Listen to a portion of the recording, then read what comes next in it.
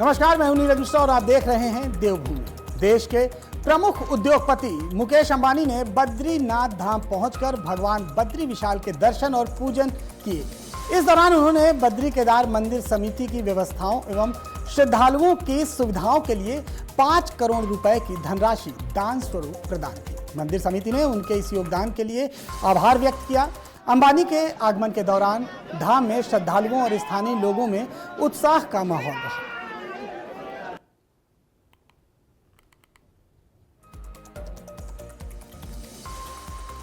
खटीमा में आयोजित मुख्यमंत्री पुष्कर सिंह धामी की प्रगति पथ यात्रा में भारी जनसैलाब उमड़ पड़ा। यात्रा में बड़ी संख्या में मातृशक्ति, युवा और स्थानीय नागरिकों ने उत्साहपूर्वक भागीदारी की। मुख्यमंत्री धामी के साथ हजारों लोग हाथों में तिरंगा लेकर यात्रा में शामिल हुए। यात्रा मार्ग पर लोगों ने मुख्यमंत्री का गर्मजोशी से स्वागत किया और उनके प्रति अभूतपूर्व समर्थन जताया। इस दौरान मुख्यमंत्री ने भी मार्ग में मौजूद नागरिकों का अभिवादन स्वीकार करते हुए उनका आभार व्यक्त किया। युवाओं और मातृशक्ति की उल्लेखनीय उपस्थिति यात्रा का प्रमुख आकर्षण रही।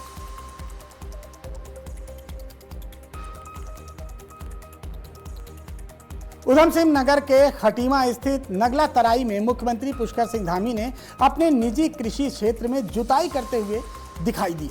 इस दौरान मुख्यमंत्री ने प्राकृतिक खेती को बढ़ावा देने और आत्मनिर्भर भारत के लक्ष्य को मजबूत करने की बात की। उन्होंने कहा कि देश के वित्तीय संसाधनों का बड़ा हिस्सा उर्वरकों पर खर्च होता है, जिससे आयात पर निर्भरता बढ़ती है।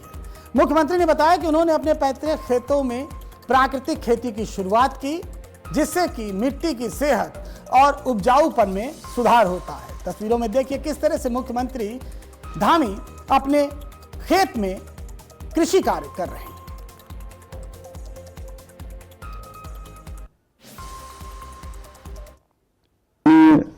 प्रधानमंत्री जी ने जो आत्मनिर्भर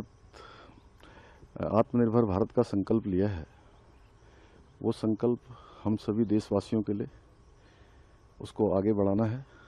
और चूँकि बहुत बड़ी मात्रा में उर्वरकों में देश का जो हमारा मुद्रा है वो बड़ी खर्च हो जाती है, बहुत हमको जो है दूसरे देशों पर निर्भर रहना पड़ता है और उसके कारण से देश को अनेक प्रकार का चुनौतियों का सामना करना पड़ता है। क्योंकि मैंने भी अपने खेत में, जो मेरे पिताजी दादाजी जहाँ खेती करते थे, उस खेत में आज जो हमारी प्राकृतिक खेती है उसको बढ़ावा देने के लिए जो इसकी विधि होती है, उस विधि के अनुरूप ये कार्य प्रारंभ कर दिया है, जिससे कि धरती माता भी बचेगी, उसकी उर्वरा शक्ति भी बढ़ेगी। तो तमाम प्रकार की बीमारियाँ होती हैं, उस बीमारियों को भी इन अत्यधिक जो रसायनों का प्रयोग है, उर्वरक का प्रयोग है, उसके कारण से होता है। इसलिए हम सबको इस तरह ध्यान देना है। बढ़ते हैं अगली खबर की ओर। विश्व प्रसिद्ध कैची धाम के स्थापना दिवस को लेकर श्रद्धालुओं में भारी उत्साह देखने को मिल रहा है। मुख्य कार्यक्रम और मालपुए के प्रसाद के लिए श्रद्धालु मंदिर परिसर के बाहर कतारबद्ध होने लगे। श्रद्धालुओं की सुविधा और सुरक्षा के लिए medical team, NDRF, SDRF, dog squad और बम निरोधक दस्ते को तैनात किया गया है। मंदिर में रामायण पाठ, हवन पूजन और भजन संध्या का आयोजन लगातार जारी है। सोमवार सुबह बाबा नीम करौली महाराज को विशेष भोग अर्पित करने के बाद श्रद्धालुओं को प्रसाद वितरित किया गया। पूरे क्षेत्र में श्रद्धा, भक्ति और आस्था का माहौल बना हुआ है।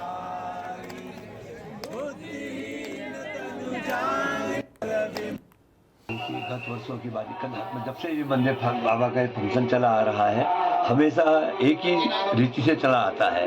12 तारीख से मालपुए बनने शुरू होते हैं, रामायण का महापाठ शुरू होता है, हवन की समाप्ति के बाद यहाँ का कार्यक्रम पूर्ण होता है। शाम को भजन संध्या होती रहती है, तो बीच में भक्त लोग करते रहते हैं और इसीलिए ये पर्व रखा है।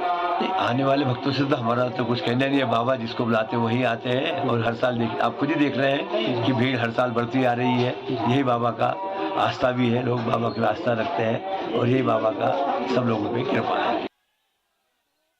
4-5 साल से आ रहा हूँ और बहुत अच्छा लगा यहाँ पे और काफ़ी अच्छी व्यवस्था अभी प्रशासन ने कर रखी है यहाँ पर और दूर दूर से श्रद्धालु आ रहे हैं।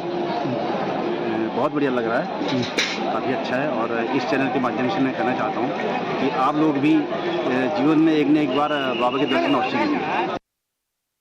परम पूज्य बाबा नीम करौली महाराज जी सभी भक्तों की मनोकामना पूर्ण करते हैं और सबसे बड़ी बात बाबा जी का कहना है कि हम चेला नहीं बनाते, हम भक्त बनाते हैं, हृदय परिवर्तन कर देते हैं। हम कई साल पहले यहाँ जब आए थे पहली बार, उसके बाद से हमारी भक्ति में बढ़ोतरी हुई है और हमारी दिनों दिन भक्ति बढ़ती जा रही है। खबरों में आगे बढ़ते हैं। नैनीताल में मां नैना देवी मंदिर का स्थापना दिवस धूमधाम से मनाया जा रहा है। सुबह से ही सैकड़ों श्रद्धालु मंदिर में पहुंचकर पूजा अर्चना कर रहे हैं। मंदिर परिसर में एक सप्ताह तक चलने वाले भागवत कथा का भी आयोजन किया जा रहा है, जिसका समापन 23 जून को विशाल भंडारे के साथ होगा। सरोवर नगरी के पाषाण देवी मंदिर और हनुमानगढ़ी में भी बाबा नीम करौली महाराज के स्थापना दिवस पर विशेष पूजा अर्चना और सुंदर कांड पाठ का आयोजन किया जा रहा है।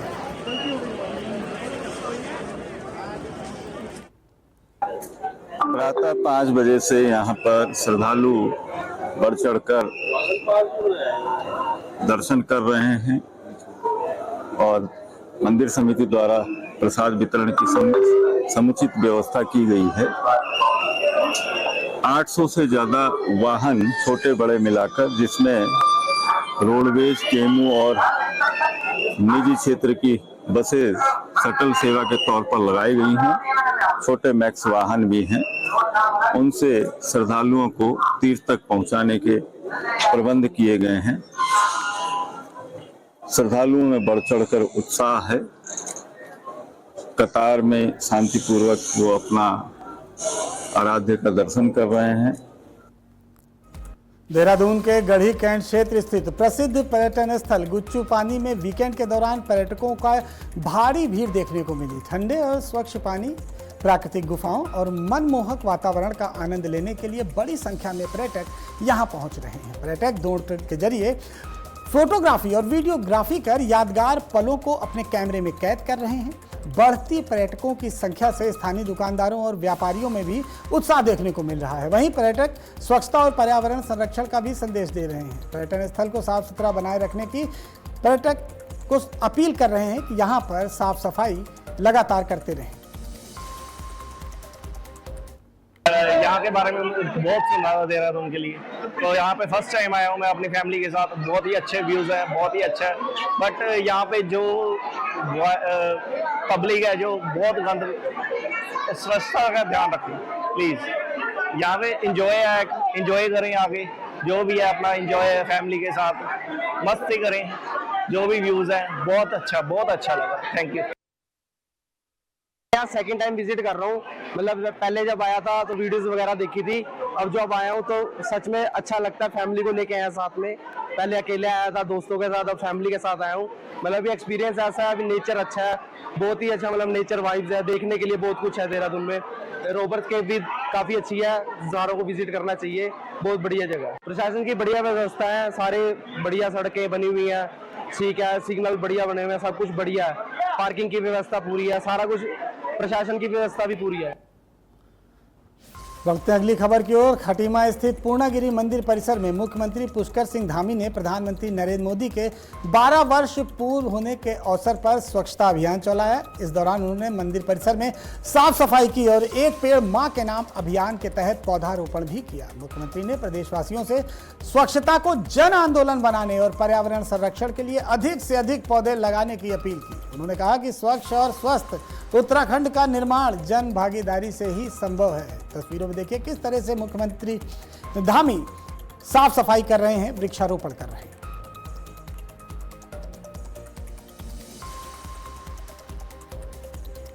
उत्तराखंड के पशुपालन मंत्री सौरभ बहुगुणा ने कहा है कि राज्य में निराश्रित पशुओं के संरक्षण और देखभाल के लिए पहले से ही बेहतर कार्य किए जा रहे हैं। उन्होंने बताया कि पहले प्रति पशु चारे के लिए 5 रुपए दिए जाते थे, जबकि अब इसे बढ़ाकर 80 रुपए प्रति पशु कर दिया गया है, जिससे गौशालाओं की स्थिति में सुधार हुआ है। मंत्री ने कहा कि संविधान के अनुसार शहरी विकास और पंचायती राज विभाग भी निराश्रित पशुओं की देखरेख के लिए जिम्मेदार है, जबकि पशुपालन विभाग उपचार और भरण पोषण की व्यवस्था करता है।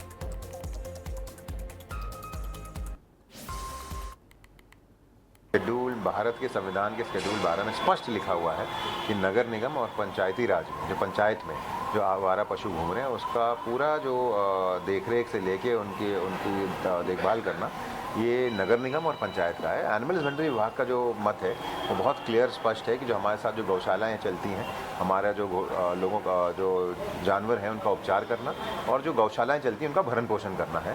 फिर भी उत्तराखंड सरकार ने पहली बार, मैंने जैसे मंच पे आज बोला है कि एक अकेली स्टेट है पूरे देश में जिसमें 3 विभागों का कलेक्टिव एफर्ट है, शहरी विकास, पंचायती राज और एनिमल हस्बेंड्री विभाग, जहाँ पर हम मिल के निराश्रित पशुओं के लिए 70 नई गौशालाएँ उत्तराखंड में बना रहे हैं। बढ़ते अगली खबर की ओर। अगली खबर रुद्रप्रयाग से है। रुद्रप्रयाग के केदारनाथ धाम में महाप्रसाद लड्डुओं के निर्माण में 50 से अधिक महिलाओं का स्वयं सहायता समूह सक्रिय रूप से योगदान दे रहा है। ये समूह रामदाना से लड्डू तैयार करता है जिसे मोटे अनाज के रूप में कृषि विभाग के मिलेट मिशन के तहत बढ़ावा दिया जा रहा है। इस पहल से जहां स्थानीय महिलाओं को रोजगार मिल रहा है, वहीं पारंपरिक और पौष्टिक प्रसाद को भी बढ़ावा मिल रहा है। ये प्रयास महिला सशक्तिकरण और स्थानीय कृषि उत्पादों को प्रोत्साहन देने की दिशा में महत्वपूर्ण माना जा रहा है।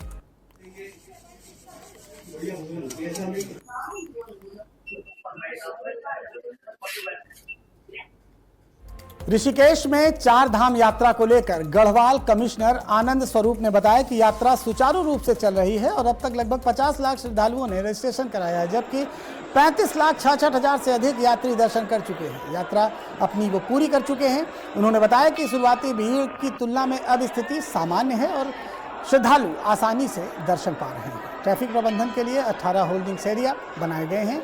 यहाँ पेयजल, शौचालय और भोजन की व्यवस्थाएं उपलब्ध हैं। मौसम विभाग के अनुसार आगामी दिनों में मौसम सामान्य रहने की संभावना है। आप लोग जैसा अवगत हैं कि 4 धाम यात्रा अपने पूरे जोर शोर से चल रही है और अभी तक 50 लाख लोगों ने रजिस्ट्रेशन करा लिया है और उसके सापेक्ष जो है 35,66,000 लोगों ने कल तक जो है यात्रा कर ली थी। आज भी चारों धामों में तीर्थयात्री यात्रा कर रहे हैं और पहले से जो शुरू में था उससे थोड़ा कम हुआ है, लेकिन अभी कंफर्टेबली जो है लोग आसानी से दर्शन पा रहे हैं और बढ़िया यात्रा चल रही है। बागेश्वर कलेक्ट्रेट सभागार में आयोजित जन सुनवाई में जिलाधिकारी अपूर्वा पांडे ने आम नागरिकों की समस्याएं सुनी। इस दौरान सड़क, पेयजल, विद्युत, मुआवजा और अन्य मुद्दों से जुड़ी कुल 33 शिकायतें दर्ज की गई। अधिकांश मामलों का मौके पर ही निस्तारण कर दिया गया, जबकि शेष शिकायतों के समाधान के लिए संबंधित विभागों को आवश्यक दिशा निर्देश दिए गए। जिलाधिकारी ने अधिकारियों को शिकायतों का समयबद्ध निस्तारण सुनिश्चित करने और शिकायतों को कार्रवाई की जानकारी उपलब्ध कराने के निर्देश दिए। उन्होंने कहा कि सभी शिकायतकर्ताओं को जानकारी उपलब्ध कराई जाए।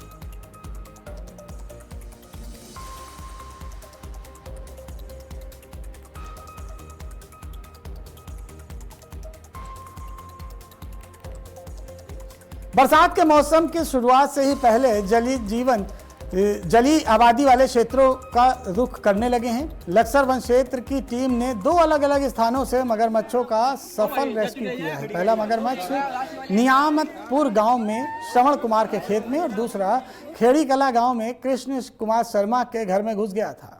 सूचना मिलने पर वन विभाग की केआरटी टीम मौके पर पहुंची और दोनों मगरमच्छों को सुरक्षित पकड़कर प्राकृतिक आवास में छोड़ दिया। रेस्क्यू अभियान के दौरान मौके पर बड़ी संख्या में ग्रामीणों की भीड़ जुटी रही। अंकिता भंडारी हत्याकांड से जुड़ी खबर है। इस अंकिता भंडारी हत्याकांड में कथित ऑडियो प्रकरण वायरल को लेकर देहरादून पुलिस ने भाजपा के पूर्व विधायक सुरेश राठौर को हिरासत में लिया है। पुलिस मामले की जांच में जुटी हुई है और संबंधित तथ्यों की पड़ताल की जा रही है। वहीं से इस कार्रवाई के बाद राजनीतिक हलकों में चर्चा तेज हो गई है। पूर्व विधायक के परिजनों ने पुलिस पर कार्रवाई पर सवाल उठाया है और कहा है कि बिना पूर्व सूचना के उन्हें हिरासत में लेना उचित नहीं है तथा कानूनी प्रक्रिया का पालन किया जाना चाहिए।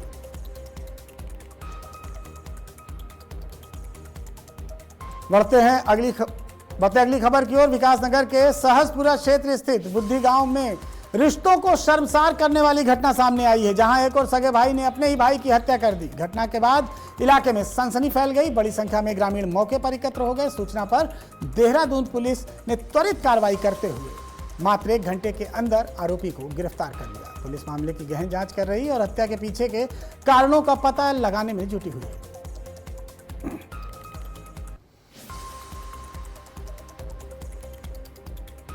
उत्तराखंड में कानून व्यवस्था को लेकर मुख्यमंत्री पुष्कर सिंह धामी का सख्त रुख एक बार फिर से सामने आया है। विकासनगर में हुए विनोद कश्यप हत्याकांड के आरोपियों के खिलाफ प्रशासन ने बुलडोजर कार्रवाई शुरू कर दी है। सरकार ने स्पष्ट संदेश दिया है कि देवभूमि में अपराध और कानून तोड़ने वालों के लिए कोई भी जगह नहीं।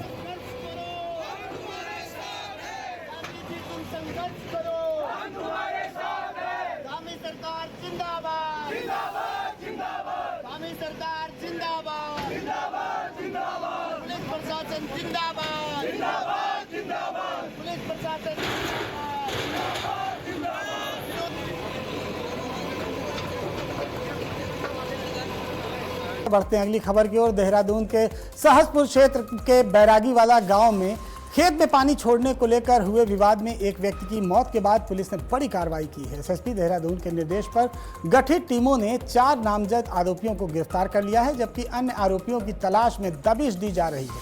पुलिस ने क्षेत्र में शांति व्यवस्था बनाए रखने की अपील की है और कहा है कि सभी दोषियों के खिलाफ सख्त कानूनी कार्रवाई की जाएगी तथा उन्हें कड़ी सजा दिलाने के लिए प्रभावी पैरवी भी की जाएगी।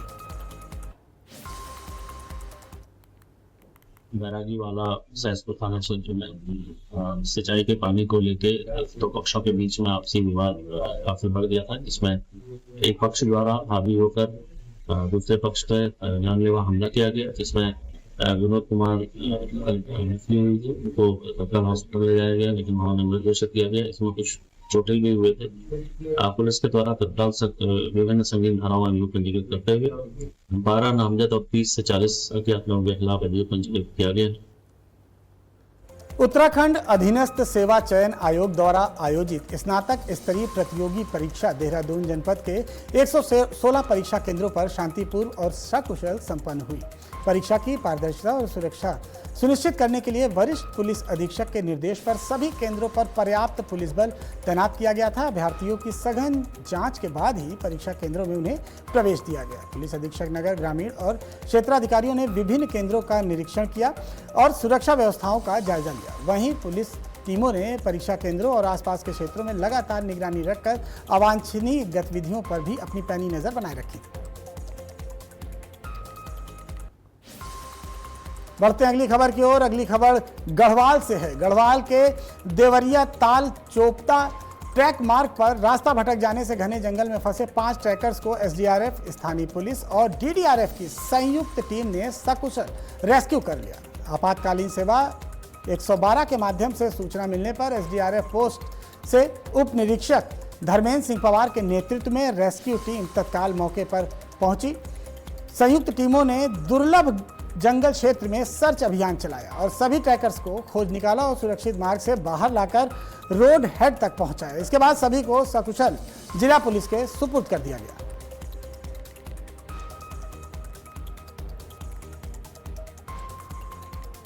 बढ़ते अगली खबर की ओर। असम के जोरहाट में हुए IAF में AN-32 विमान हादसे में शहीद स्क्वाड लीडर प्रशांत सिंह तोमर को लेकर परिवार में गहरा शोक है। उनकी बहन निवेदिता सिंह ने कहा है कि यह क्षति परिवार के लिए अपूरणीय है, लेकिन भाई की सेवा और देशभक्ति पर उन्हें गर्व है। उन्होंने युवाओं से सेना में शामिल होकर देश सेवा करने की अपील की।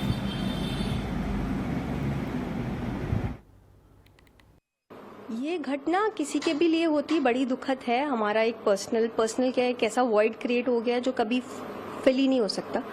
But still my message to the entire youth would be, instead of going somewhere else, they should join armed forces, because no matter the loss, how big loss it is for us, I really want the protection should be intact. And you know, my brother has given us a very immense proud moment to us. अगर मेरा शायद दूसरा भाई भी होता मैं उसको भी यही रिकमेंड करती to join armed forces. I myself is a फौजी wife and I would still preach कि जितना हो सकता है हमारी देश सेवा हम उतनी ही करेंगे। बागेश्वर जिले के गरुड़ क्षेत्र में बैजनाथ पुल के पास सरयू नदी में चल रहे खनन कार्य को लेकर ग्रामीणों का आक्रोश भड़क उठा।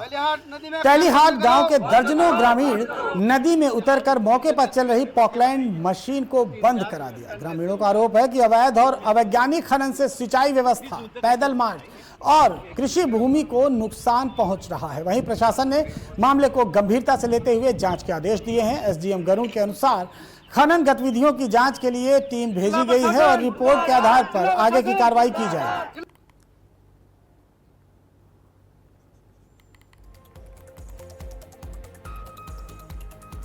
देवभूमि की खबरों में फिलहाल यहीं तक। खबरों का सिलसिला लगातार आज की खबर पर जारी रहेगा।